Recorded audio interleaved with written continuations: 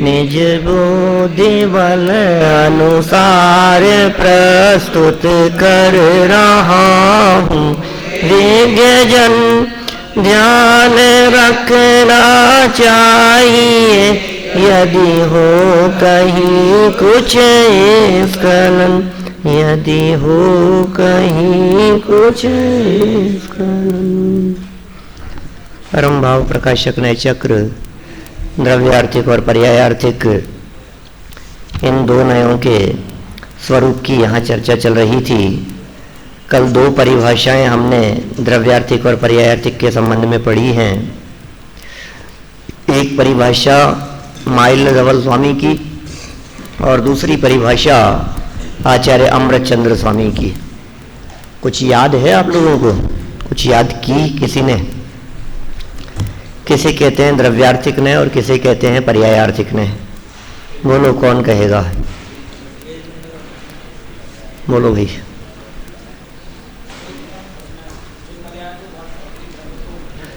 जो पर्यायों को गौण करके द्रव्य को मुख्य करे वो द्रव्यार्थिक, और द्रव्य को गौण करके पर्याय को मुख्य करे वो पर्यायार्थिक ने। हाँ, अमृतचंद्राचार्य ने भी इसी प्रकार की बात कही है। उसमें मुख्य रूप से अनुभव कराने की बात कही है। ऐसा है। पंक्तियां किसी को याद है? मूल पंक्तियां। पज्जय गौणम किच्चा दव्वम पेजो गिणई लोए, सोदवत्य बणियो विवरियो पज्जयथिनौ। सरल है, प्राकृत भी बहुत सरल है। पज्जय गौणम किच्चा दव्वम पिय जो गिणय लोए, सो दव्वत्य वणियो, उसे द्रव्यार्थिक कहा गया है। और विवरियो पज्जयथिनौ, उससे जो विपरीत है वो पर्यायार्थिक नय है। तो याद करना गाथा। और 13वीं गाथा की टीका में अमृतचंद्र स्वामी ने जो द्रव्यार्थिक और पर्यायार्थिक के संबंध में बात कही थी वो भी याद होनी चाहिए। द्रव्य पर्यायात्मके वस्तुनि द्रव्यम मुख्यतयानुभावयति इति द्रव्यार्थिक है, और पर्यायम मुख्यतयानुभावयति इति पर्यायार्थिक है। तो द्रव्य पर्यायात्मक वस्तु, उसमें से देखो, इस वाक्य से भी ये स्पष्ट हो रहा है कि नए प्रमाण पूर्वक होते हैं। द्रव्य पर्यायात्मक में से किसी एक पक्ष को मुख्य किया ना, तो वस्तु तो द्रव्य पर्यायात्मक है, और द्रव्य पर्यायात्मक वस्तु तो प्रमाण का विषय है। ऐसे द्रव्य पर्यायात्मक वस्तु के किसी एक अंश को ग्रहण करना वो नय है। तो कौन से अंश को ग्रहण किया? यदि द्रव्य अंश को ग्रहण किया तो द्रव्यार्थिक ने, और पर्याय अंश को ग्रहण किया तो पर्यायार्थिक ने। एक बात यहां आई थी कल द्रव्यांश के संदर्भ में। द्रव्यांश का मतलब क्या है? जब हमने कहा ना द्रव्यांश को ग्रहण करने वाला द्रव्यार्थिक है, तो द्रव्यांश मतलब क्या है? बोलो पीछे लास्ट।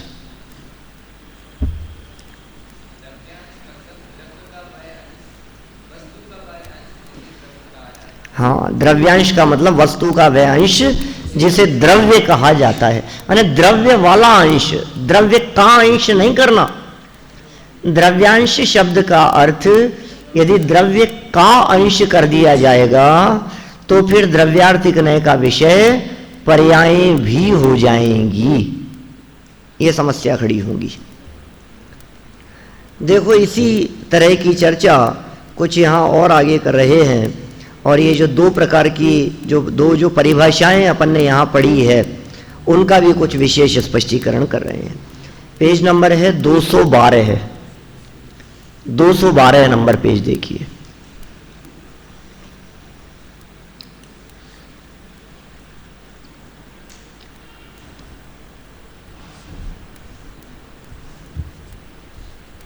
ये जो दोनों परिभाषाएं दी है, इन्हीं बातों को स्पष्ट करने के लिए आत्मख्याति में द्रव्य पर्यायात्मके वस्तुनि पद का प्रयोग किया गया है।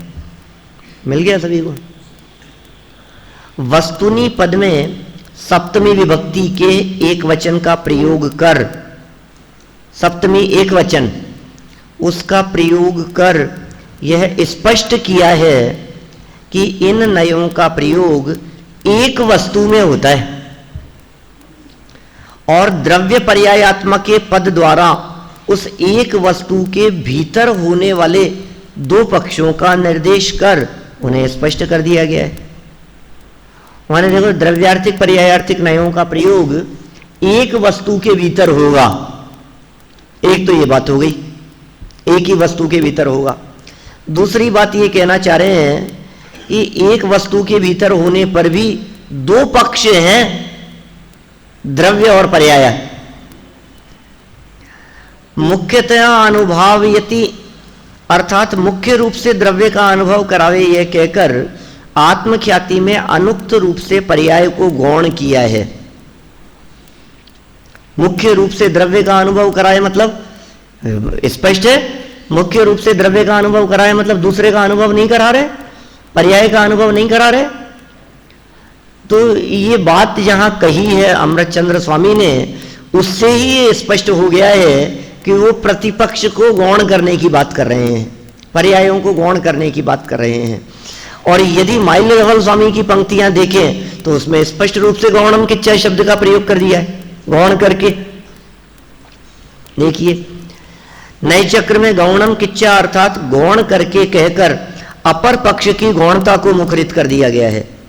इस प्रकार ध्यान रखने की बात यह है कि नए अपर पक्ष को गौण करते हैं, अभाव नहीं।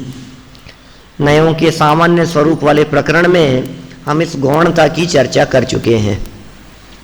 एक वाक्य दिया था, जो 10 वाक्य याद किए थे ना हमने, उसमें एक वाक्य था। कोई बतला सकता है क्या वाक्य है इससे संबंधित?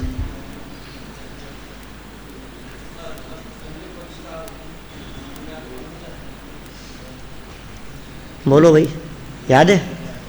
हाँ, नए गौण धर्मों का निराकरण नहीं करता, मात्र उनके संबंध में मौन रहता है। याद होने चाहिए 10 वाक्य। गौण धर्मों का निराकरण नहीं करता, निषेध नहीं करता। जिस विषय की गौणता है उससे हमारी कोई दुश्मनी नहीं है, बस यहां चर्चा नहीं है, यहां चर्चा का विषय नहीं है।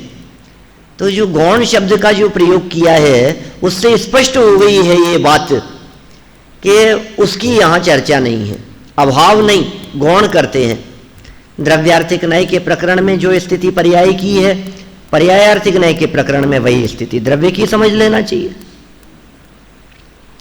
द्रव्यार्थिक नय की बात होगी तो पर्यायों की गौणता की बात होगी, पर्याय पक्ष की यदि बात करेंगे तो द्रव्य की गौणता की बात होगी। दो पक्ष हैं, एक की चर्चा करते समय दूसरा पक्ष गौण हो जाता है। इस प्रकार यह प्रतिफलित होता है कि प्रमाण के विषय में मुख्य गौण की व्यवस्था नहीं है, क्योंकि उसका विषय संपूर्ण वस्तु है। अतः उसके विषय में वस्तु के दोनों अंश ही मुख्य रहते हैं। ये सब सरल बातें हैं, सब उपयोग में हैं आप लोगों के। प्रमाण में दोनों पक्ष मुख्य रहते हैं। नयों का विषय वस्तु का अंश बनता है, अतः जिस वस्तु का जो अंश जिस नय का विषय बनता है वह अंश मुख्य होता है, शेष अंश गौण रहते हैं। नयों के कथन में विवक्षित धर्म मुख्य तथा अन्य धर्म गौण रहते हैं। 10 वाक्यों में वाक्य था। मुख्य अंश को विवक्षित अंश और गौण अंश को अविवक्षित भी कहते हैं। विवक्षित और अविवक्षित का क्या मतलब है? विवक्षित किसे कहें? जिसकी चर्चा चल रही है, बस वो विवक्षित है? वक्तुर इच्छा विवक्षा। तो विवक्षित कौन? जिसकी चर्चा चल रही है, जो कहा जा रहा है, जो बताया जा रहा है, जिसकी बात चल रही है, उसी की विवक्षा है। तो विवक्षित धर्म तो क्या होंगे? मुख्य हैं। जिसकी भी विवक्षा है वो मुख्य है। और अविवक्षित क्या है? जो गौण है वो अविवक्षित है। अतः यह स्पष्ट है कि वस्तु के द्रव्यांश को जानने बताने वाला द्रव्यार्थिक नय एवं पर्यायांश को जानने बताने वाला पर्यायार्थिक नय है। एक सुंदर बात यहाँ आई है जिसको श्लोक वार्तिक के माध्यम से दादा ने उठाया है, ये कुछ अलग हटके बात है अंश और अंशी के संदर्भ में।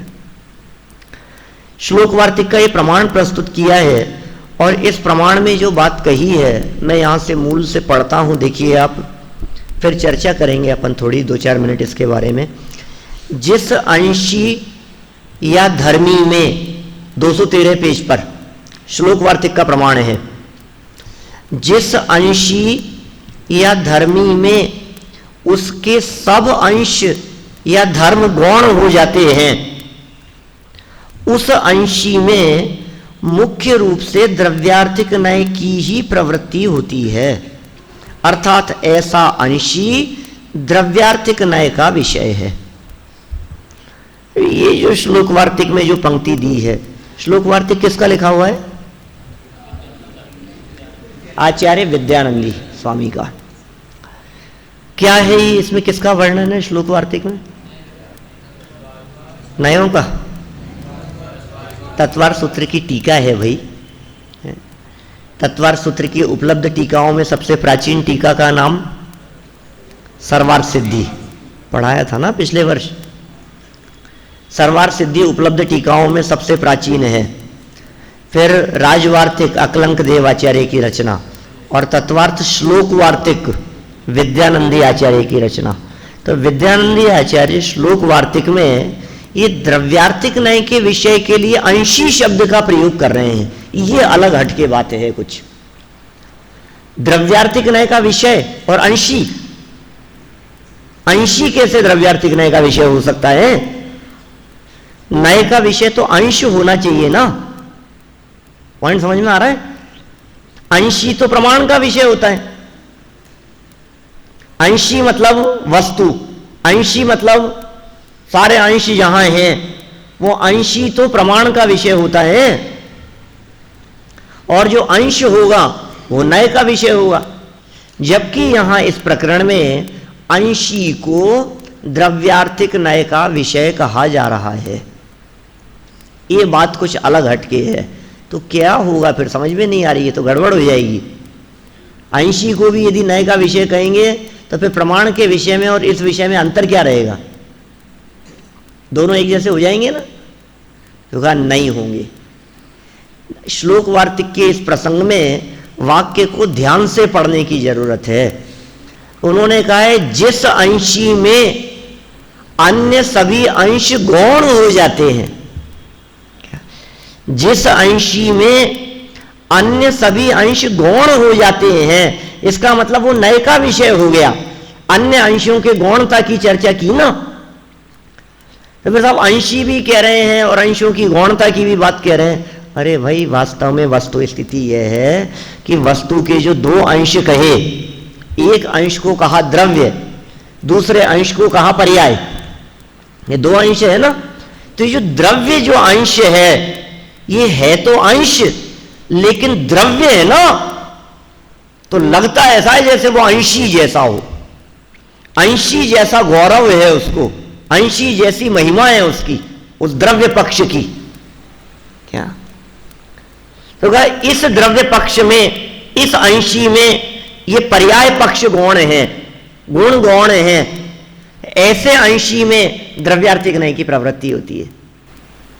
माने अंशी शब्द का प्रयोग दो स्थानों पर हो गया।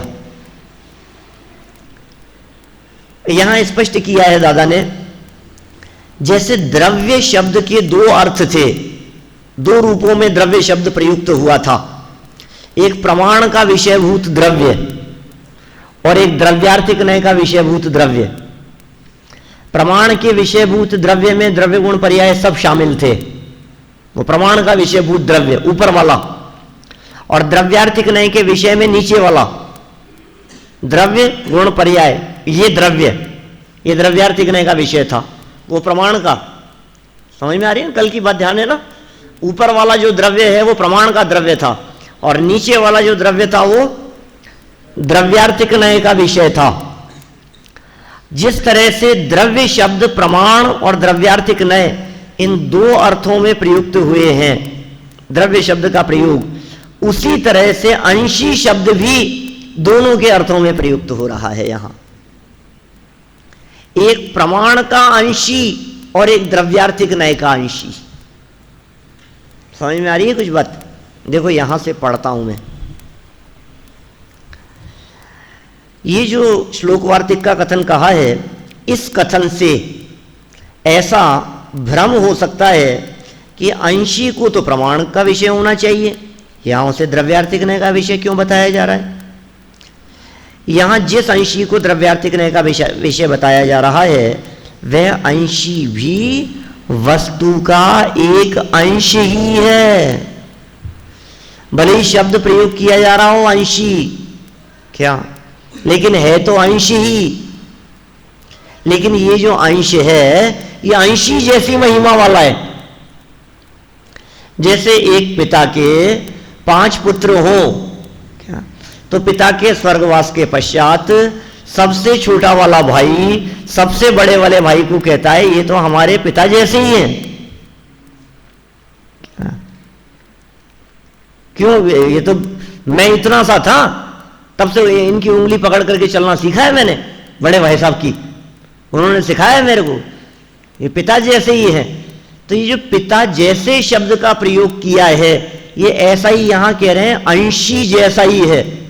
जो द्रव्य है ना, ये बड़ा भाई है, वस्तु का तो अंश ही है, क्या, लेकिन वस्तु का अंश होने पर भी चूंकि बहुत विशाल अंश है, इसलिए मानो अंशी जैसा है। संपूर्ण वस्तु तो अंश और अंशी मिलकर के बनती है। अभी देखो, हमने ऐसा प्रयोग करना है, ऊपर लिखा हमने वस्तु, ठीक है, फिर नीचे हमने लिखा था द्रव्य गुण पर्याय। ऊपर वस्तु लिखा, उसके नीचे द्रव्य गुण पर्याय लिखे। अब ये जो द्रव्य है, इस द्रव्य के पास में लिखो आप ब्रैकेट में अंशी, अंशी जैसा द्रव्य, और गुण और पर्याय के आगे लिखो अंश, और ऊपर वस्तु है। तो वो जो वस्तु अंशी है ऊपर, वो अंशी कैसा होगा, वो प्रमाण का विषय कैसा होगा? अंशी प्लस अंश मिलकर के प्रमाण का विषय है। ठीक है बात, रंजन समझ में आ रही है? देखो क्या कह रहे हैं यहां। वस्तुतः बात यह है कि द्रव्य शब्द के समान अंशी शब्द भी 2 अर्थों में प्रयुक्त होता है। द्रव्य के संदर्भ में इस बात को पहले ही स्पष्ट किया जा चुका है। यहां तो अंशी अपेक्षित है, वह द्रव्यार्थिक नय के द्रव्य के स्थान पर है, तथा इस अंशी और अंश के सम्मिलित रूप जो अंशी है, उसे प्रमाण के द्रव्य के स्थान पर समझना चाहिए। श्लोक वार्तिक के उस कथन में जो कथन दिया था, उसमें ध्यान देने योग्य बात यही थी कि उसमें प्रतिपक्ष की गौणता की बात है। माने श्लोक वार्तिक ने जिस अंशी को द्रव्यार्थिक नय का विषय बताया, श्लोक वार्तिककार ने जिस अंशी को द्रव्यार्थिक नय का विषय बतलाया, उस अंशी में अंशों की गौणता बता रहे हैं। जिस अंशी में द्रव्यार्थिक नय की प्रवृत्ति होती है, अंशी भी कह रहे हैं और द्रव्यार्थिक नय की प्रवृत्ति भी कह रहे हैं, उस अंशी में दूसरे अंश गौण है ना, तो दूसरे अंशों की गौणता होने की वजह से ये नय का विषय होगा, प्रमाण का विषय नहीं हो सकता। क्या ख्याल में आ रही है बात? जहां गौणता और मुख्यता की व्यवस्था होगी वहां नय है, और जहां प्रतिपक्षी धर्म गौण नहीं है वो प्रमाण है।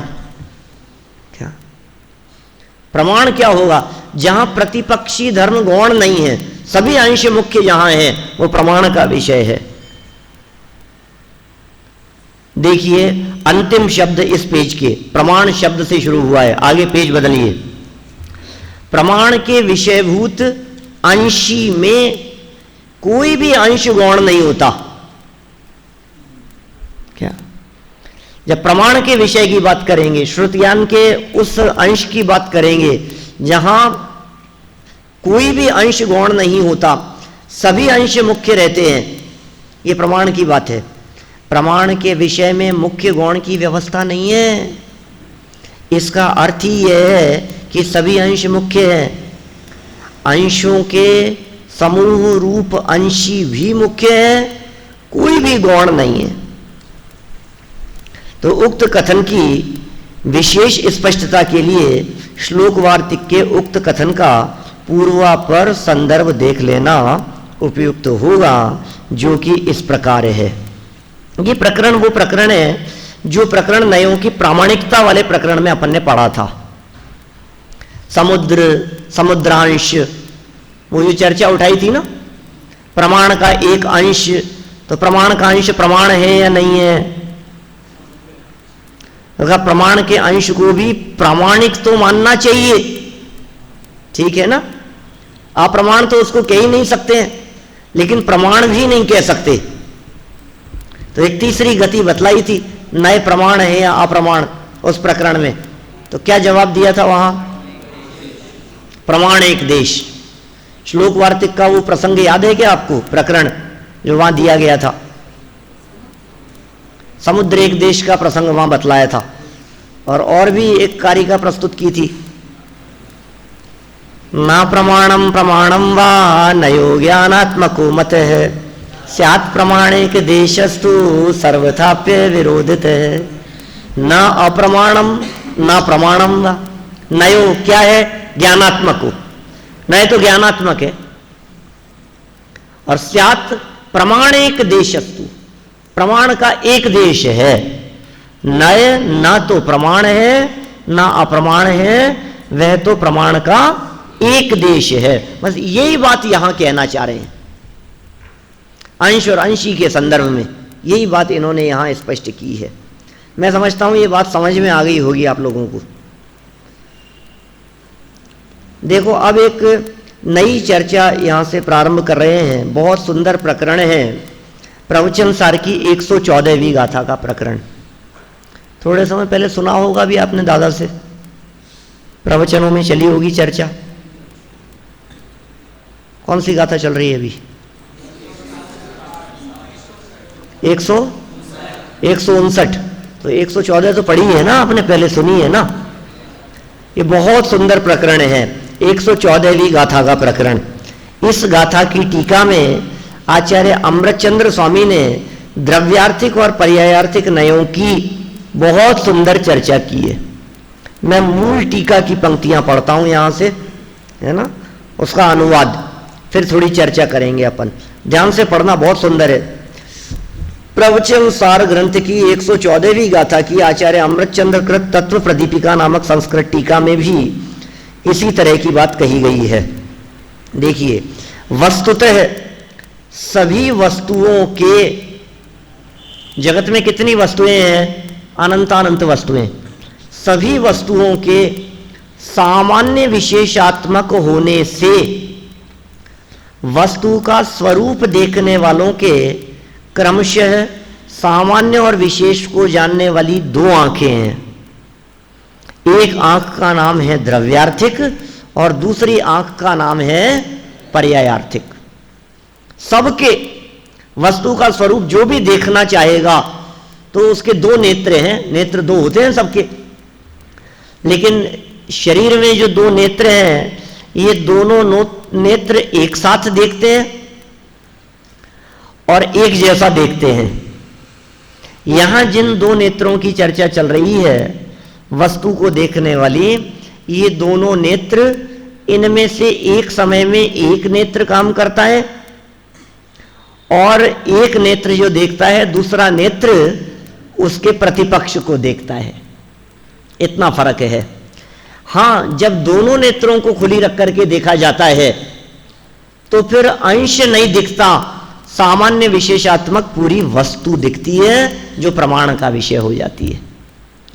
तो प्रमाण का विषय, द्रव्यार्थिक नय का विषय और पर्यायार्थिक नय का विषय, इन तीनों को स्पष्ट करने के लिए इस टीका का ये प्रकरण बहुत महत्वपूर्ण है। प्रत्येक वस्तु का स्वरूप कैसा बतलाया गया यहां?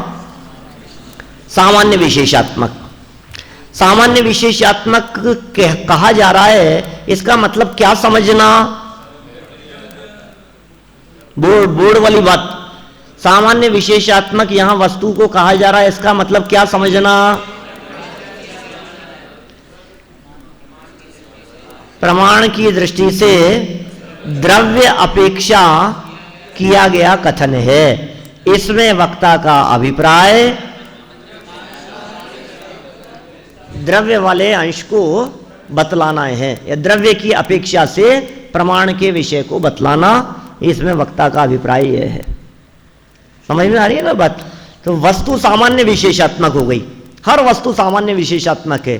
सामान्य अंश को देखने वाली आंख कौन सी होगी?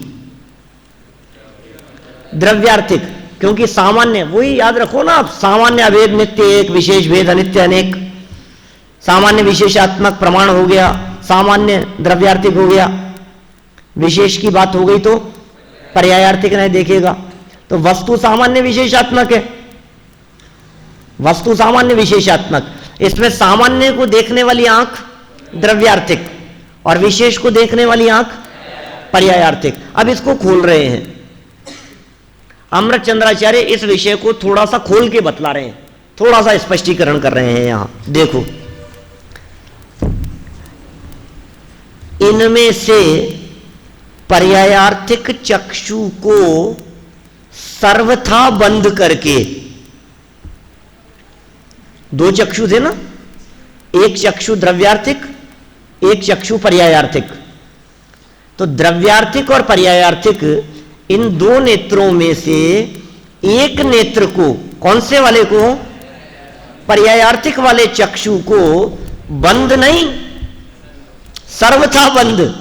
क्या ऐसे थोड़ी थोड़ी सी खुली रखे, एक आंख से थोड़ा थोड़ा सा दिखता रहे, हमने पूरी तरह से बंद करनी पड़ेगी उसे। अभी ये जो सर्वथा शब्द का प्रयोग यहां कर रहे हैं अमृत चंद्राचार्य, इसका स्पष्टीकरण आगे दादा ने बहुत सुंदर ढंग से किया है। सर्वथा, एकांत, फिर आगे प्रश्नोत्तरों के अंदर भी चर्चा उठी है हमारे यहाँ। सर्वथा कैसी बात कर रहे हो आप? संभवतः कल करेंगे चर्चा, और फिर आगे प्रश्नोत्तरों में भी चर्चा आएगी। इनमें से पर्यायार्थिक चक्षु को सर्वथा बंद करके जब मात्र खुली हुई द्रव्यार्थिक चक्षु के द्वारा देखा जाता है, तब क्या दिखेगा? अमृत चंद्राचार्य क्या देख रहे हैं? देखो आप, तब नारकत्व, क्या बात कर रहे हो, ये दिखेगा क्या? नहीं दिखेगा। त्रियंचत्व माने नारकीपना, त्रियंचपना, मनुष्यपना, मनुष्यत्व, देवत्व एवं सिद्धत्व पर्याय रूप विशेषों में रहने वाले, ये सब विशेष थे। नारकी, त्रियंच, मनुष्य, देव, सिद्धत्व, ये सब विशेष हैं। इन विशेषों में रहने वाले एक जीव सामान्य को देखने वाले,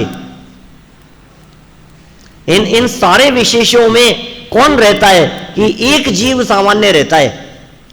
तो जिस व्यक्ति के पर्यायार्थिक चक्षु बंद है, सिर्फ द्रव्यार्थिक चक्षु खुला हुआ है, उस व्यक्ति के द्वारा आपको यदि देखा गया तो आप मनुष्य नहीं दिखेंगे, जीव दिखेंगे।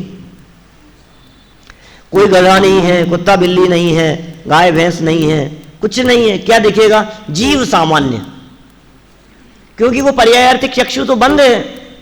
जिस चक्षु से ये पर्यायें दिखती है, ये विविधताएं दिखती हैं, वो चक्षु यदि हमारी बंद है तो इनको देखने वाली आंख बंद होने से ये विषय दिखेंगे ही नहीं ना। तो क्या दिखेंगे? दूसरी बातें दिखेगी।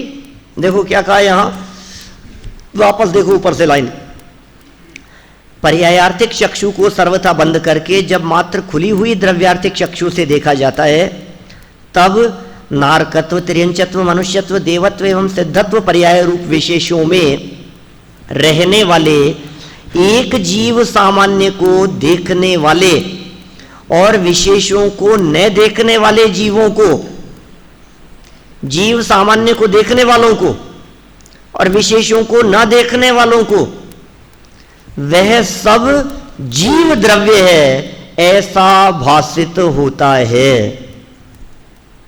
ठीक है, ये एक प्रकार की आंख खुली हुई वाले व्यक्ति की बात हुई। इतनी बात समझ में आ गई? जिसके द्रव्यार्थिक चक्षु खुला होगा उसको सब जीव समान दिखेंगे। जैसे गुरुदेव जब द्रव्यार्थिक चक्षु से देखते थे तो हमेशा सब जीवों के लिए क्या कहते थे?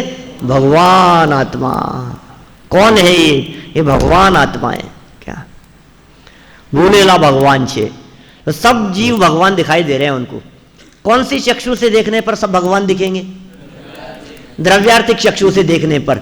द्रव्यार्थिक चक्षु से देखेंगे तब हम क्या कहेंगे? जो निगोद में सोई मुझ में सोई मोक्ष मंजार। तो ये जो सोई कहा है ये द्रव्यार्थिक चक्षु है, और निगोद में मुझ में मोक्ष में, बोले इनको हाईलाइट करते ही तो पर्याय वाला पक्ष हो गया। माने आपको निगोद दिख ही नहीं रहा है। माने हम ऐसा भी कह सकते हैं कि द्रव्यार्थिक नय तो ऐसा कथन ही नहीं कर सकता है कि निगोद दशा में भी जीवत्व देखो, क्योंकि निगोद दशा दिख ही नहीं रही है द्रव्यार्थिक चक्षु से। द्रव्यार्थिक चक्षु से कोई मनुष्य तिर्यंच दिख ही नहीं रहा है। द्रव्यार्थिक चक्षु से तो सब जीव ही दिख रहे हैं, जीवत्व के अलावा और कुछ नहीं दिखाई देता हमारे को। हमें दिख ही नहीं रहा है, हम क्या बात करें? है ही नहीं भाई। कुल मिलाकर के बात यह है, जो चैनल लगा हुआ होगा वही तो दिखेगा। तो यहां द्रव्यार्थिक नए वाला चैनल लगा है, ऐसा पर्याय क्यों नहीं दिख रही है कि वो अलग चैनल है? चैनल बदल दो तो वो गायब हो जाएगा, दूसरा पक्ष दिखने लगेगा। अभी देखो प्रतिपक्ष की बात करते हैं अमृतचंद्र स्वामी। ये क्या कह रहे हैं? और जब द्रव्यार्थिक चक्षु को सर्वथा बंद करके, पहले कौन सी चक्षु बंद किया था?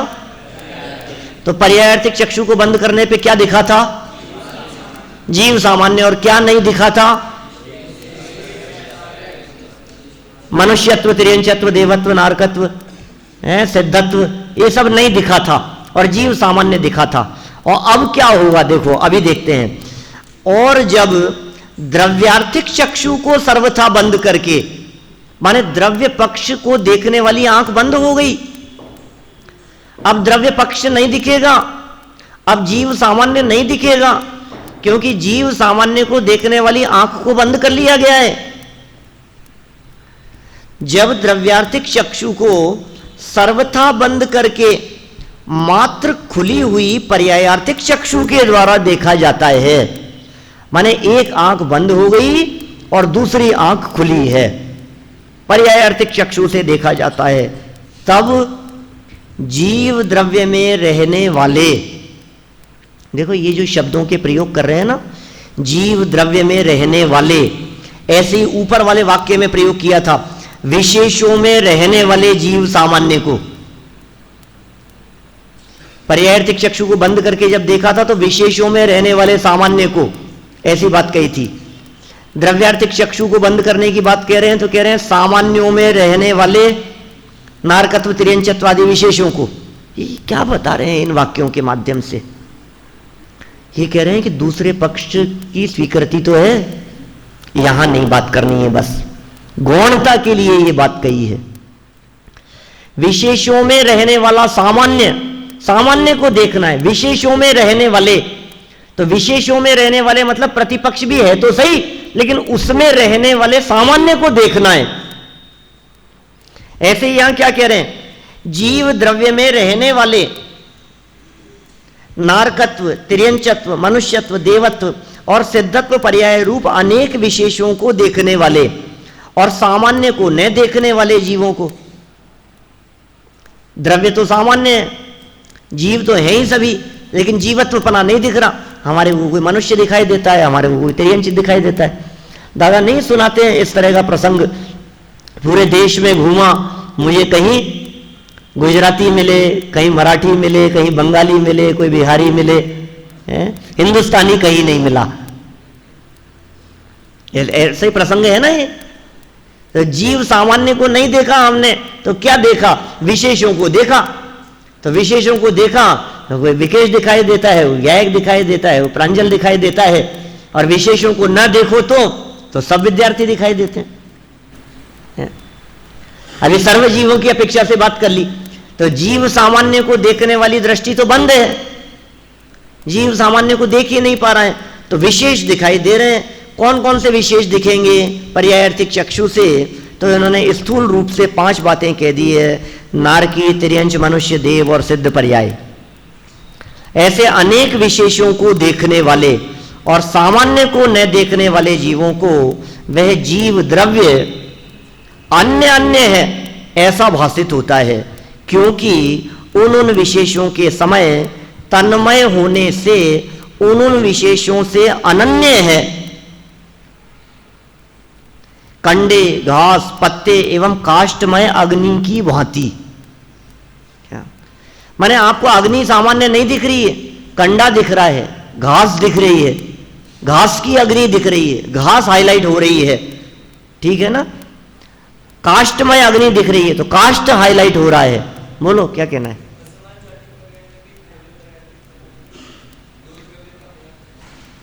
देखो ये जो कथन कर रहे हैं ये पर्याय को देख करके कर रहे हैं, बस विशेष को देख करके कथन किया, इतना ही समझना। बाकी असमान जाति द्रव्य पर्यायों की बात नहीं, समझ लो विशेष देखा जा रहा है, अलग अलग देखा है। सिद्ध पर्याय की भी बात कर रहे हैं ना, इसलिए इन्होंने यहां नारकी की बात नहीं कही, नारकत्व की बात कही। समझ में आ रही है बात। पर्यायार्थिक नय का विषय बनाने के लिए नारकी नहीं कहा, पर्यायार्थिक नय का विषय बनाने के लिए मनुष्य नहीं कहा। मनुष्यपना, मनुष्यत्व, क्या फर्क है इन दोनों बातों में। मनुष्य जब हम कहते हैं तो मनुष्य कहने पर तो असमान जाति द्रव्य पर्याय दिखती है। मनुष्य, त्रियंश, नारकी या असमान जाति द्रव्य पर्याय दिखाई दे रही है। और असमान जाति द्रव्य पर्याय तो पर्यायार्थिक नय का विषय है नहीं, क्योंकि तो वस्तु की मर्यादा के भीतर की बात करते हैं। द्रव्यार्थिक नय भी वस्तु की मर्यादा के भीतर की बात कर रहा है, पर्यायार्थिक नय भी वस्तु के मर्यादा के भीतर की बात कर रहा है। तो असमान जाति द्रव्य पर्याय कैसे विषय होगा। तो फिर कौन सी पर्याय। मनुष्यपना, वो शरीर में नहीं है। मनुष्यत्व ये जीव की अवस्था है, जीव मनुष्य रूप हुआ है, ये जीव की अवस्था है। तो वो पर्याय हाईलाइट करना है यहां। देखिए जिस प्रकार घास, लकड़ी आदि की अग्नि उस समय घासमय, लकड़ीमय होने से घास, लकड़ी आदि से अनन्य है, उसी प्रकार द्रव्य उन पर्याय रूप विशेषों के समय उनसे तन्मय होने से अनन्य है। एक पैराग्राफ और। अब बात करेंगे दोनों आंखों के खुली होने की। दोनों आंखें खुली होगी तो किसका विषय बनेगा। प्रमाण का विषय हो जाएगा। जब उन द्रव्यार्थिक और पर्यायार्थिक दोनों आंखों को, एक द्रव्यार्थिक वाली आंख, एक पर्यायार्थिक वाली आंख, तो दोनों आंखों को एक ही साथ खोलकर दोनों से एक साथ देखा जाता है, तब नारकत्व, तिर्यंचत्व, मनुष्यत्व, देवत्व और सिद्धत्व पर्यायों में रहने वाला जीव सामान्य, इन पर्यायों में रहने वाला जीव सामान्य तथा जीव सामान्य में रहने वाले नारकत्व, तिर्यंचत्व, मनुष्यत्व, देवत्व एवं सिद्धत्व पर्याय रूप विशेष एक ही साथ दिखाई देते हैं। पॉइंट समझ में आया क्या। अब यहां दोनों को हाईलाइट कर दिया। ये अमृत चंद्राचार्य की मूल पंक्तियां हैं 114वीं गाथा की टीका की मूल शब्द है ये। द्रव्यार्थिक वाली चक्षु को बंद करके पर्यायार्थिक चक्षु को खोल के देखा जाता है तो क्या दिखता है। मनुष्यत्व, तिर्यंचत्व आदि दिखता है। पर्यायार्थिक चक्षु को बंद, सर्वथा बंद करके, सर्वथा शब्द का प्रयोग, पर्यायार्थिक चक्षु को सर्वथा बंद करके द्रव्यार्थिक चक्षु को खोल के देखा जाता है तो उन्हीं विशेषों में रहने वाला जीव सामान्य। और जब दोनों आंखों को युगपत खोल करके देखा जाता है तो जीव सामान्य में रहने वाले मनुष्यत्व, तिर्यंचत्व आदि और मनुष्यत्व, तिर्यंचत्व आदि विशेषों में रहने वाला जीव सामान्य, ये सभी बातें युगपत एक साथ दिखाई देती हैं तो यह प्रमाण का विषय बन जाता है। तो इस तरह मूल टीका की इन पंक्तियों में द्रव्यार्थिक, पर्यायार्थिक और प्रमाण के स्वरूप की चर्चा की है। अभी यहां से एक बहुत सुंदर नया प्रकरण इसी बात को आधार बना करके दादा ने बहुत सुंदर तार्किक विवेचन करते हुए यहां लिखा है। कल उस प्रकरण को अपन आगे बढ़ाएंगे जिसमें सर्वथा और एकांत की सुंदर चर्चा की गई है ना। अभी की चर्चा को यहीं विराम देते हैं।